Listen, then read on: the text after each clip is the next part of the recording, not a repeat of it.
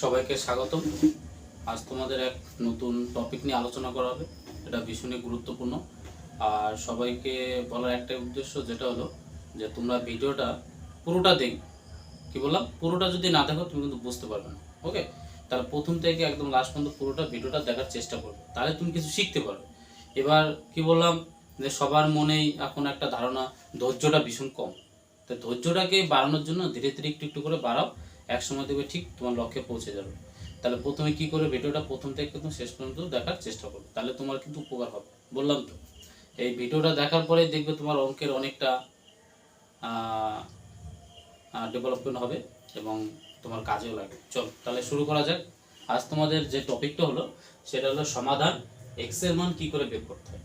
দেখবে এখানে এই যারা প্রথম অঙ্ক শিখছো, দেখবে তাদের কিন্তু ভীষণ অসুবিধা হয়, বিশেষ করে সাইনগুলো নিয়ে। ঠিক আছে, চিহ্নর ক্ষেত্রে দেখবে এটা প্লাস হবে না মাইনাস হবে, না এদিকে গেলে যোগ হবে না এদিকে বিয়োগ হবে, বা গুণ হবে না ভাগ হবে, এটা নিয়ে ভীষণ অসুবিধা হয়ে পড়বে। তাই তো, যাতে অসুবিধা না হয় সেটা কি করে সলিউশন করা যায় সেটা আজকে তোমাদের দেখাবো। চলো তাহলে দেখা যাক। প্রথম এখন তোমাদের যেটা দেখাবো সেটা হচ্ছে রুলসগুলো। কিছু সাধারণ রুলস থাকে যে অঙ্ক করার জন্য, কিছু সাধারণ কি থাকে, নিয়ম থাকে। সেই নিয়মগুলো যদি তুমি ফলো করো, আশা করি তুমি অঙ্কগুলো পারবে। ওকে চলো দেখা যাক। দেখো না, তাহলে দেখো আমাদের ফার্স্ট রুলসে কি আছে, দেখবে প্লাস ইকুয়াল দেওয়া আছে এখানে মাইনাস। এটার মানে হলো যে ইকুয়ালের এই সাইডে যদি কোনো প্লাস থাকে, সেটা যদি এই সাইডে গিয়ে দাঁড়ায়, তার মানে এখানে গিয়ে যদি যায়, তখন সেটা সাইডে কি হয়ে যাবে বলো, মাইনাস। কি বললাম, ইকুয়ালের এই সাইডে যদি কোনো একটা সাইন থাকে প্লাস, সেটা যদি এই সাইডে যায়, তাহলে সেটা কি হয়ে যাবে বলো তো, সাইডে কি হয়ে যাবে, মাইনাস। তাহলে দেখো নিশ্চয়ই এখান থেকে বুঝতে পারোনি। চলো আমি তাহলে একটা উদাহরণ যদি ধরে তোমাদের দেখিয়ে দিই, তাহলে তোমরা ভালো বুঝতে পারবে। চলো তাহলে দেখা যাক কি হলো। আর আরেকটা কথা, এখানে দেখবে আমাদের অনেকে কিন্তু ভুল বলে। কি বলে, যে প্লাস সমান সমান, এখানে কি সমান সমান দুবার লেখা আছে? নেই। কবার আছে বলো তো, একবার লেখা আছে। তাহলে আমরা কি বলবো, যে প্লাস সমান, আর এখানে কি আছে, মাইনাস। মনে থাকবে, সমান সমান আর দুবার বলবো না, আমরা কবার বলবো, একবারে। কি বলবো, সমান। ওকে, আর যদি সমান না বলো তাহলে কি বলবে, ইকুয়াল। মনে থাকবে। চলো তাহলে চলো, যদি এখানে প্লাস থাকে, ইকুয়ালের এসে গেলে কি হয়ে যায়, মাইনাস হয়ে যায়। সেইভাবে তোমাদের একটা উদাহরণ করে দেখানো হবে। চলো উদাহরণটা কি আছে দেখে নি। দেখো কি আছে, এক্স প্লাস 5 ইকুয়াল কত আছে বলতো, 15। তাহলে চলো আমরা এখানে প্রথমে দেখেছি যে এক্স এর মান বের কিভাবে করবো, একটু দেখে নিই। চলো তাহলে চলো, আর এখানে যদি ইকুয়াল দেওয়া থাকে, তাহলে তোমরা ঠিক এই সাইডে লিখবে কি, বা, বা ইংলিশে লিখতে পারো অর, যেটা তোমার ভালো লাগে, কোনো অসুবিধা নেই। ওকে, অরও লেখে অনেকে, কেউ বাও লেখে, বা লেখো, তাতে কোনো অসুবিধা নেই। চলো দেখা যাক। তাহলে আমরা কার মান বের করবো, এখানে এক্স এর মান। কি বললাম, এক্স এর মান। তাহলে সবসময় এখানে মাথায় রাখবে, যার মানটা বের করব সেটা আমরা কোন দিকে রাখবো বলো তো, বা দিকে। তোমার বা হাত কোনটা, এটা, আর এটা তোমার ডানা। মনে থাকবে। তাহলে কি বললাম, আমরা যখনই যার মান বের করব সেটা কোন দিকে রাখবো বলো, বা দিকে। মনে থাকবে, এটা যে বা হাত। তাহলে আমি যদি এভাবে অঙ্ক করি, তাহলে তোমার এক্স এর মানটা কোন দিকে বের করতে হবে, এই দিকটা। মনে থাকবে, এক্সটাকে এই সাইডে রাখবে, আর ক্যালকুলেশন করবে এই সাইডটা। মনে থাকবে, তাহলে বা দিকে। চলো তাহলে শুরু হয়ে যাক। তাহলে দেখো এখানে কি আছে, এক্স। তাহলে এক্সটা ঠিক এখানে রেখে দিই। ওকে, এইবার ইকুয়ালটা দিই। ইকুয়াল দিয়ে কত আছে বলো, 15। তাই তো, এইবার দেখো আমরা শুধু এখানে বলেছিলাম কি, শুধু এক্স এর মানটা বের করব, তাই তো। তাহলে দেখো এখানে আছে প্লাস 5, তাই তো। এবার ইকুয়ালের এই সাইডে গেলে কি হয়ে যায় বলো, তাহলে এখানে এই যে প্লাস 5 আছে, এই তাহলে এই যে এর আগে কি সাইড আছে বলো তো, প্লাস। যদি আমরা ইকুয়ালের এই সাইডে নিয়ে যাই, তাহলে কি হয়ে যায় বলো তো, মাইনাস। তাহলে মাইনাস কত হবে, 5। তাহলে দেখো এখানে কি বলেছিলাম, যে ইকুয়ালের এই সাইডে যদি প্লাস থাকে, ইকুয়ালের এই সাইডে গেলে হয়ে গেল সেটা কি হয়ে যায় বলো, মাইনাস। তাহলে এখানে দেখো যে প্লাস 5 ছিল, ইকুয়াল এই সাইডে হয়ে গেল কি বলো, মাইনাস। তাহলে এই যে দেখো মাইনাস হয়েছে, তাই তো। চলো তাহলে এবার আমরা x এর মানটা বের করব, x এর ভ্যালু। তাহলে x ইকুয়াল, তাহলে দেখো 15 থেকে যদি 5 বিয়োগ করি, তাহলে কত বলো তো, 10। মনে রাখবে, তাহলে কি হলো বলো, 10। তাহলে x এর মান আমরা কত পেলাম বলো তো, 10। তাহলে বোঝা গেল। তাহলে প্রথম যে রুলসটা সেটা কিন্তু আমরা বুঝতে পারলাম, তাই তো। তাহলে কি বুঝলাম, যেখানে যদি প্লাস থাকে, ইকুয়াল এই সাইডে গেলে কি হয়ে যাবে, মাইনাস। এবং উদাহরণ সহযোগে তোমাকে দেখিয়ে দিলাম। এই ছোট ছোট জিনিসগুলো শিখে নাও, আশা করি তুমি ভালো জায়গায় পৌঁছাতে পারবে। চলো এবার দ্বিতীয়টা কি আছে, যদি থাকে ইকুয়ালের এই সাইডে মাইনাস, এই সাইডে গেলে হয়ে যাবে কি বলতো, প্লাস।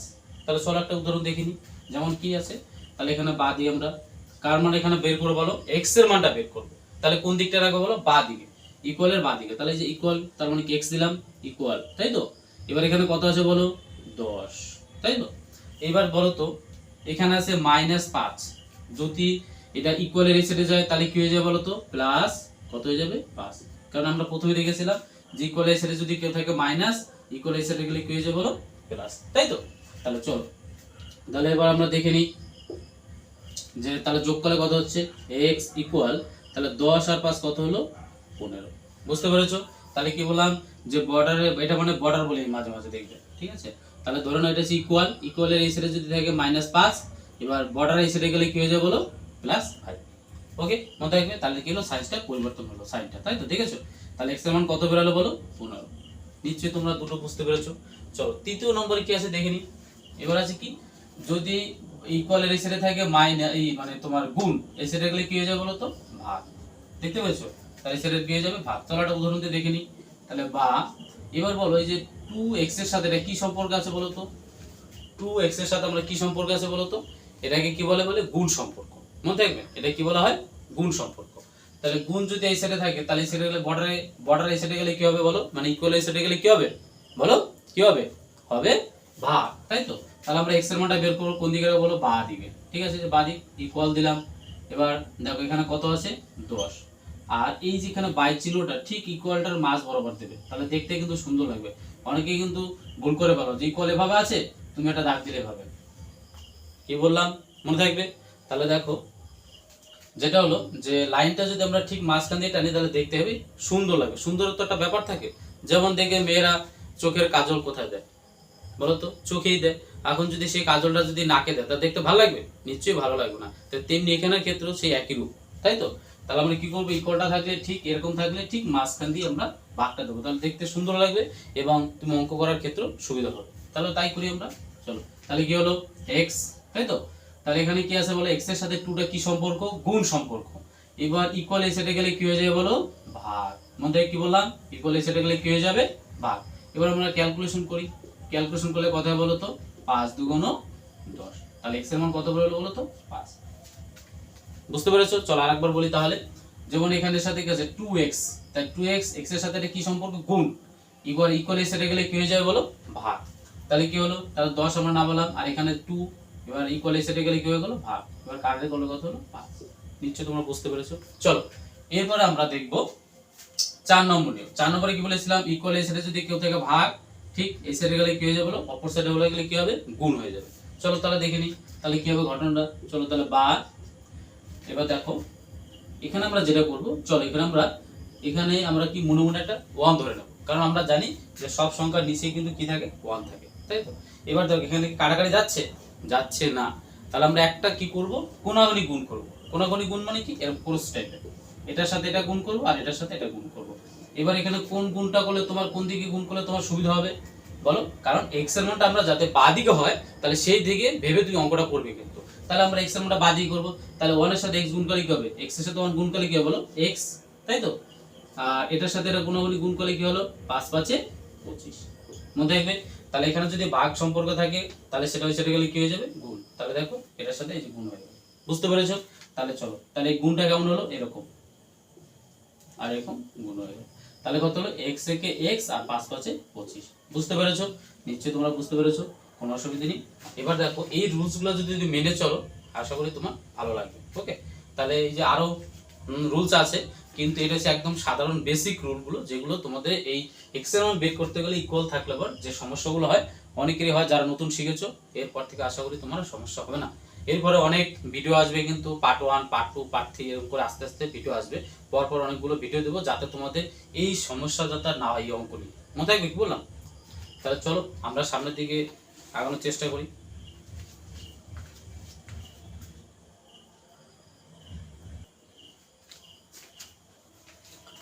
দেখো এরপরও দেখবে তোমাদের আরো কিছু উদাহরণ দেখালাম, যাতে তোমাদের সুবিধা হয়। বিশেষ করে যদি কখনো কোনো সাইন দেওয়া থাকে, তাহলে কিন্তু ভীষণ সমস্যার সম্মুখীন হওয়ার চেষ্টা হবে তোমাদের, কিন্তু যাতে অসুবিধা না হয় সেজন্য দেখো আরো কিছু উদাহরণ দিলাম। এছাড়া আরো উদাহরণ আছে, কিন্তু এই সাধারণ উদাহরণগুলো দেখলে তুমি বুঝতে পারবে। চলো তাহলে দেখো এখানে কি দেওয়া আছে, যেমন হচ্ছে -2x ইকুয়াল আছে কত বলো তো, 10। তাহলে এটা হলে কি করবো আমরা, এখানে কার মানটা বের করবো বলেছিলাম, x এর মানটা আমরা বের করবো। তাহলে কোন দিকে রাখবো, বাঁ দিকে, তাই তো।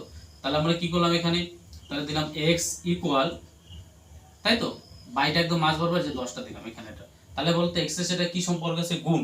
কিন্তু এখানে যখন সাইন থাকবে, যেমন কথা হচ্ছে -2, তাই তো? তাহলে যখন আমরা অঙ্ক করবো এই -2টা কিন্তু এই গুণ অবস্থায় এর সাথে আছে, যখন আমরা অঙ্কটা করবো ঠিক এখানে কিন্তু মাইনাস শুদ্ধই চলে যাবে। কিন্তু কি বললাম, এখানে কিন্তু এই মাইনাস সাইন শুদ্ধ এখানে কিন্তু চলে যাবে। ওকে, বুঝতে পারছো তো? এই সাইন সমেত কিন্তু এই -2 এখানে আসলো। ওকে, চলো এবার তাহলে আমাদের ক্যালকুলেশন করলে কি দাঁড়াবে। এবার দেখো, দেখে ফার্স্ট ভিডিওতে বলেছিলাম যে কোনো কিছু যদি সাইন না থাকে তাহলে কি অবস্থা আছে বলো, প্লাস। তাহলে আমরা কি জানি যে এখানে কিছু নেই মানে প্লাস, আর এখানে আছে মাইনাস। বা তুমি এটা যদি নাও তাতেও কি হবে, প্লাস মাইনাস কাটলে কি হবে, মাইনাস হবে, তাই তো? চলো আমরা সংখ্যাটা কেটে নিই। তাহলে 5 দুগুণ কত হলো, 10। এবার তাহলে বলো, এবার এই মাইনাস যদি এখানে থাকে আর এখানে আছে প্লাস, তাহলে প্লাস মাইনাস কি হবে, মাইনাস, তাই তো? আর অ্যানসারটা কত বলো তো, 5। মনে থাকবে, ব্যাস।